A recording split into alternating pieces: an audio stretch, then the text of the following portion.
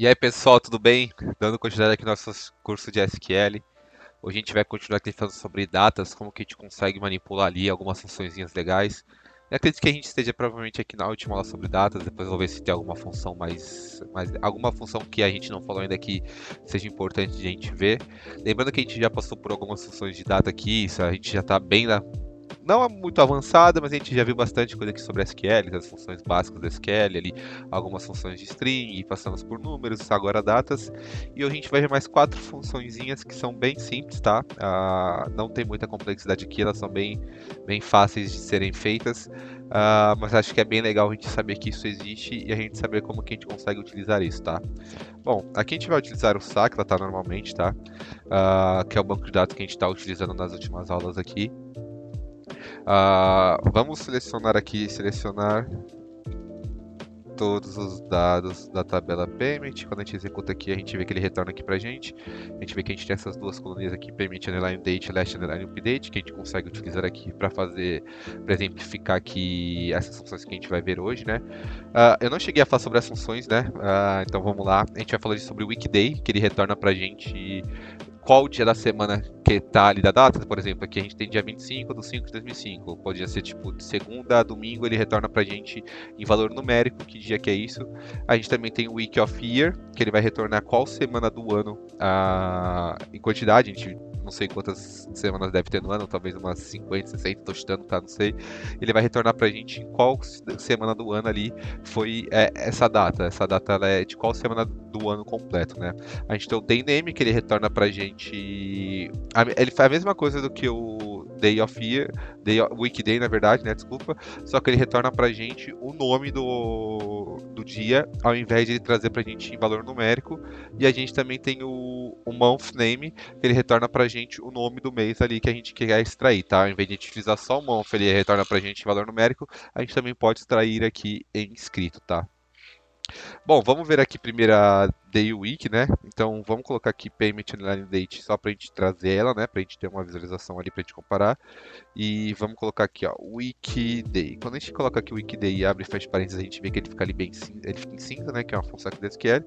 Quando a gente coloca aqui, como que a gente executa isso daqui? A gente deu o Weekday, abre e fechou parênteses. Quando a gente colocar aqui a coluna que a gente quer trazer aqui dentro, né?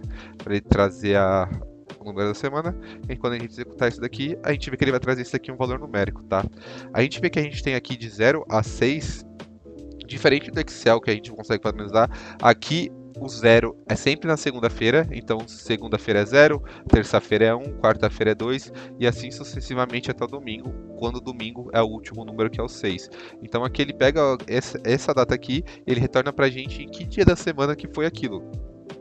Esse daqui foi numa quarta-feira, que é o número 2. Esse daqui, número 5, provavelmente é no sábado. Então a gente consegue ter ali a visualização em qual dia da semana, caso a gente queira fazer um estudo ali. Vamos supor quais dias da semana a gente tem mais pagamentos. Para a gente conseguir retornar o número da semana, a gente consegue utilizar aqui o Weekday, que ele retorna para a gente em valor numérico qual que é o dia da semana ali, tá?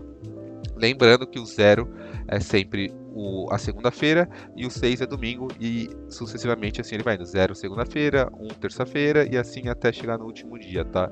Lembrando que aqui para a gente utilizar é bem simples, a gente utiliza o weekday, abre e fecha parênteses e coloca a coluna que a gente quer puxar ali o dia da semana, tá? A próxima função aqui que eu quero mostrar para vocês é o Week of Year. Quando a gente abre e fecha parênteses aqui, a gente vê que ele fica cinza. Ela é bem simples, é a mesma coisa que utilizar o Weekday. A gente só vai colocar aqui a coluna que a gente quer puxar aqui dentro, né? Quando a gente executa isso daqui, ele retorna pra gente o valor numérico. O que, que ele está fazendo aqui? Ele está puxando pra gente em que semana do ano foi essa data ela está inclusa.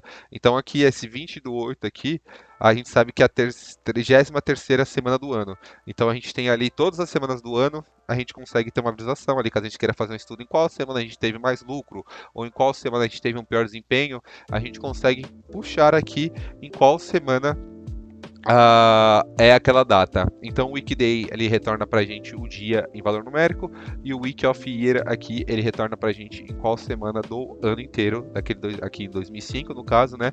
Ele tá aquela data inclusa. A próxima função que eu queria mostrar para vocês aqui é o Day Name.